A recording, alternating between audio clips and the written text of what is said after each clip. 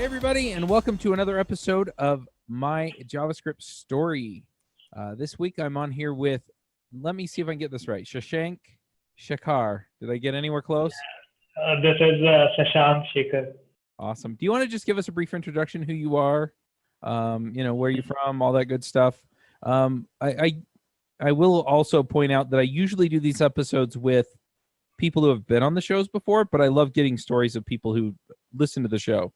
I feel like we get kind of a different angle on things. So I'm looking forward to this. But yeah, go ahead and introduce yourself. So hey guys, I'm Shashank Shekhar from India. I'm working as a product developer in Localtrip right now, which is a tour and travel company which you can compare it with some another Airbnb kind of stuff. But we are just working out of Goa in India right now. So yeah, this is a professional kind of thing headline you can say for now. But I've been working for like 1.5 years in this company, and before that I was freelancing in a company based out of Bangalore and France. Yeah, so this is it for now because I have not such long experience till now. Yeah. This episode is sponsored by Sentry.io. Recently, I came across a great tool for tracking and monitoring problems in my apps. Then I asked them if they wanted to sponsor the show and allow me to share my experience with you. Sentry provides a terrific interface for keeping track of what's going on with my app. It also tracks releases so I can tell if what I deployed makes things better or worse. They give full stack traces and as much information as possible about the situation when the error occurred to help you track down the errors. Plus, one thing I love, you can customize the context provided by Sentry. So, if you're looking for specific information about the request, you can provide it. It automatically scrubs passwords and secure information, and you can customize the scrubbing as well. Finally, it has a user feedback system built in that you can use to get information from your users. Oh, and I also love that they support open source to the point where they actually open sourced Sentry if you want to self-host it. Use the code devchat at Sentry.io to get 2 months free on Sentry's small plan. That's code devchat at Sentry.io. Well, let's kind of start with our regular questions and dig in. So how did you get into programming? So it's a long story. I have prepared some stuff for you guys.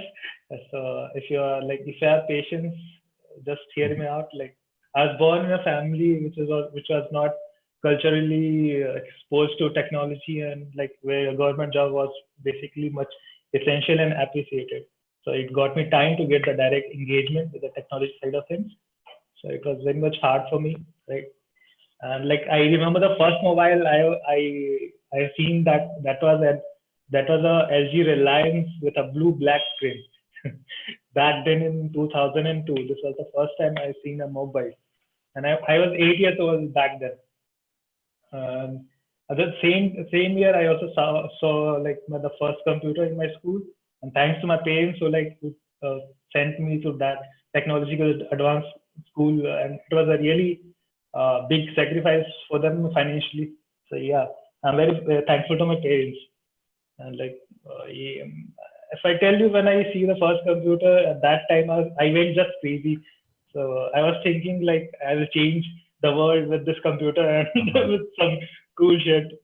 So yeah, and that the very first programming language I learned was called Logo, logical oriented and the graphical oriented. Mm-hmm. Yeah. Yeah, that's what I did in school too, was Logo. Yeah, most of the people that time who were like introduced to computer was programming that language. Yeah.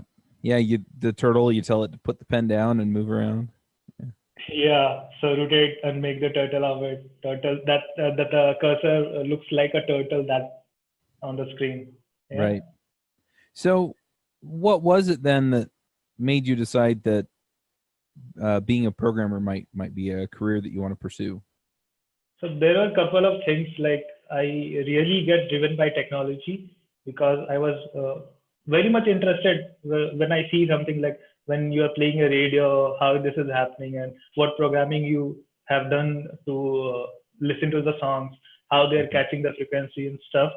So this was my tuition teacher who introduced first time to me that DOS system, this operating system, which comes in Windows. So that was Windows XP, and I used to.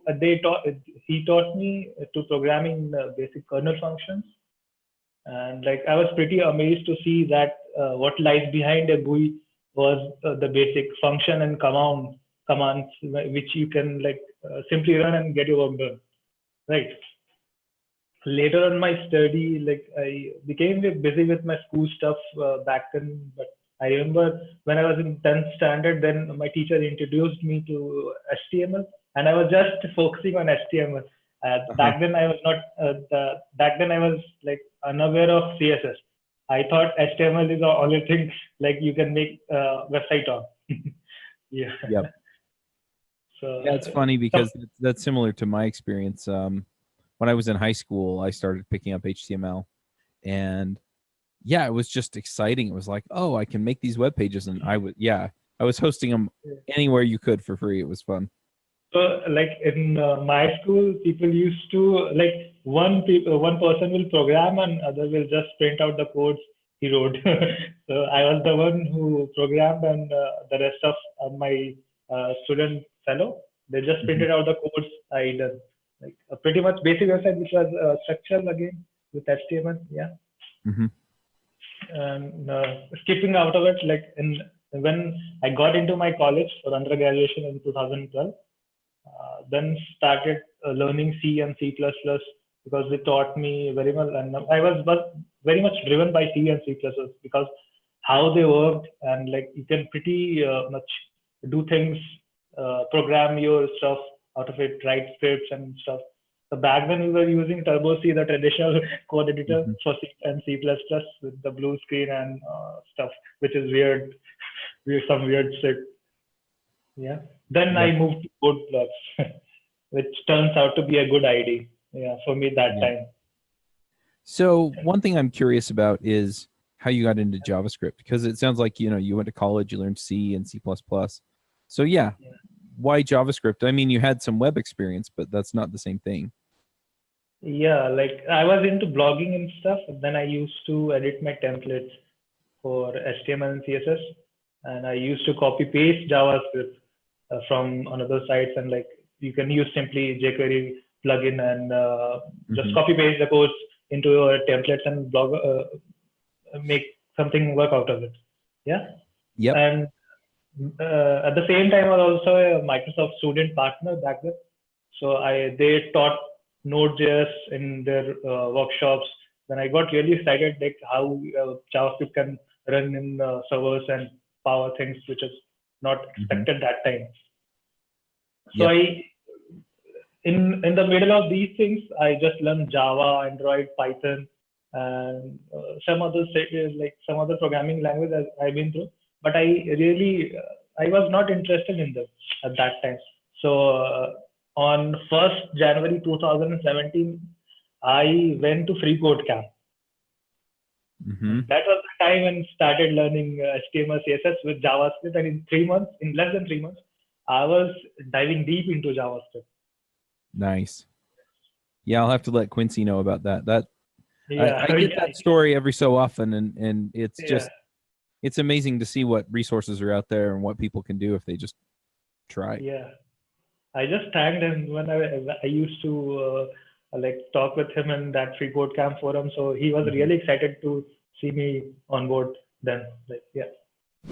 Hey guys, let me tell you about Clubhouse. I swear, I've used every project management software there is out there, and I hated project management software. Now I have Clubhouse. Overall, it's simple and straightforward to use, but has enough of the integrations and power features you need to get the job done without getting confusing. This means that I can use it, and the non-technical members of my team can figure out what they need from it. It also makes it easy for me to zoom out and see what's going on overall before zooming back in and specifying more work that needs to be done, or picking the next task for me to tackle. They integrate with all the systems that you'd expect and have a REST API for, well, the rest. If you go to https://clubhouse.io/JSstory, you can get 2 months free instead of the standard 14-day trial for any team size. Once again, that's https://clubhouse.io/JSstory. I also wanted to mention one thing. There is a Chingu cohort. Have you heard about it? Chingu? Django, yeah. Yeah, so I was the first of the members of Chingu cohort. So they really they escalated my learning curve back then. And in 5 days, I remember when I learned React with them, So like in 5 days, I learned the basics of React, and I made a web application out of it. So that was very much excited for me at that time, and like how Chingu driven me with the projects they ran in the cohorts. And like in May 2017, I got my first freelance gig. Yeah, that was Nice. cool. So what was it about JavaScript? Because I mean, you had been doing C and C++ and some of this other programming. So why JavaScript? What was it about JavaScript that got you excited to learn it? Yeah, so every time I used to learn things, I was not driven by them. But when I came to JavaScript, that was really a loving language. So like programming into JavaScript is type of you can say a drug addict kind of thing, but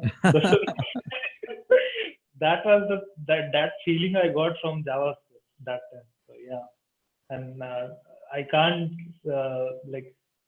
stop it. It is growing and growing, and I'm learning things which is getting into the market right now. Yeah, it's interesting because the way you're talking about JavaScript is how I felt about Ruby when I started programming in Ruby. Okay. Just, I had done other programming in PHP.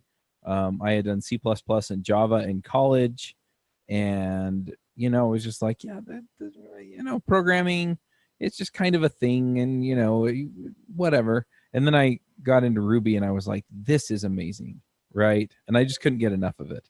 And yeah, it sounds like it was kind of the same thing for you with JavaScript, where you felt like it just expressed things the way that you wanted to express them, and thought about them the way that you wanted to think about them. And so you made the switch. Yeah, true. So what was it like getting that first contract writing React? Yeah, it was pretty much kind of pros and cons for me. Like I needed to learn Meteor.js back then when I was, and I just had like 3 months of time to complete that project, and that was a big project. You can find it. This was suggestionbox.tips. It's a website where you can provide suggestions, like suggestion or if you have one. Cool. Yeah. So what are you working on now? I'm working on a progressive web application with React.js and Redux.js and Next.js right now. So we have launched in Goa, and we want to go pan India after that. Nice. So you're just launched in Goa right now. Is that what you said? Yeah. Cool. And it's a startup, so you have a really good environment here. Like learning is very much appreciated here. Yeah, that was one of the things that I liked about working in startups. It was where it was essentially, oh, now we have to solve this problem, and so you just get to go learn how to do it. You figure it out because that's what that's where you're at. So yeah, very cool. You need to be very urgent with startups. Like when something goes broken, you need to just fix it. Yep. Pull out the duct tape, folks. Yeah. Cool. Well, I don't know if I have any other questions, but it's really kind of a fascinating look into how people come into JavaScript. And I also find it interesting that, you kind of mentioned that, you weren't kind of born into a situation where you were expected to even learn technology, and, you took advantage of the opportunities anyway. And I really, really love that idea, just because a lot of people get this idea, whether it's true or not, that it's, technology is not for them, or, it's too hard, or, for whatever other reason, they shouldn't get into programming and computing. And it turns out that there are opportunities out there if you just reach out and grab them. So yeah, I have made a big, multiple decisions in my life to get what I love. So in 2010, I have to leave my home to get to go to the place I studied. And yeah, so that was very much hard for me to be apart from your family, and you can't see them, you can't talk to them. You just have to be focused on your stuff. Yeah. So I am just very much focused on what I do. I don't know why like this has been my experience. So I just focus on the things I have to learn. And right now, and we had a talk for like freelance works Uh-huh. and stuff, how they work, and like I was pretty much planning to move into freelancing after this. If right now I'm like managing a product, so I can't quit that. Mm-hmm. But after that, I want to be like moving into freelance work. Yeah. Yeah, I'm always excited for people to do that too. Just because I feel like as people gain more control over their situation, and freelancing is a great way to do that, that's where they really find the opportunities, and it really then just depends on how much work you put in. Yeah, true. Cool. Yeah. Well, the last segment of this show is picks. Do you have some things you want to shout out about? I don't really plan to shout out with something, but I really wanted to tell people like don't quit on their dreams. Yeah. And just be focused and be like, if you have opportunity, then do what you love. I 100% agree. 100% agree. Yeah. Just keep a backup with you. Yeah. I mean, there has to be a market for what you want to do, but yeah. If you're lucky enough to enjoy programming, there's a market out there. So, go do what you love. Nice. I'm going to go ahead and shout out about a couple of things. I talk about some of the things that we've talked about on this show on YouTube. So if you go to devchat.tv/YouTube, you can find a playlist there called The DevRev, and that's for the developer revolution. And I'm really just trying to help people open up their eyes to some of the possibilities out there. So whether it's something that'll make your job better, whether it's freelancing, whether it's entrepreneurship, whether it's something completely different that I didn't even think of, I just want to kind of get people to look at where they're at, look at where they want to go, and then realize that there's a path to that, right? You don't have to just do the traditional job. You can make your job whatever you want, or you can go find a job that's whatever you want, or you can go and be freelance and make that into whatever you want. So yeah, I really, really encourage people to go check that out. And if you have any questions for that, just email me, chuck@devchat.tv. And we'll put some episodes up answering your questions. That's kind of how I got started with it. So yeah, I have like multiple questions for that, but I'll be doing it on that particular show. Yeah, just send me an email with your questions and I'll answer them on that show. Okay, cool. All right. Well, I am going to wrap this up, but thank you for coming and talking to me. I really, really enjoy just getting these stories and putting it out there and going, look, some people have every reason to think they can't do this. And the difference really is that they just went out and did it. Yeah. That's the spirit. Yep. All right. If people want to find you online, where do they go? Are you on Twitter? Do you have a blog? Yeah, you can on GitHub. You can just type Ashwamegh, ASHWAMEGH, and then on Instagram and Facebook you can type Ashwamegh Social, ASHWAMEGH and same on the Twitter also. Awesome. All right. Well, thanks again for coming. We'll go ahead and wrap this up, and folks, we will be back next week with another story. Bandwidth for this segment is provided by CacheFly, the world's fastest CDN. Deliver your content fast with CacheFly. Visit CacheFly.com to learn more.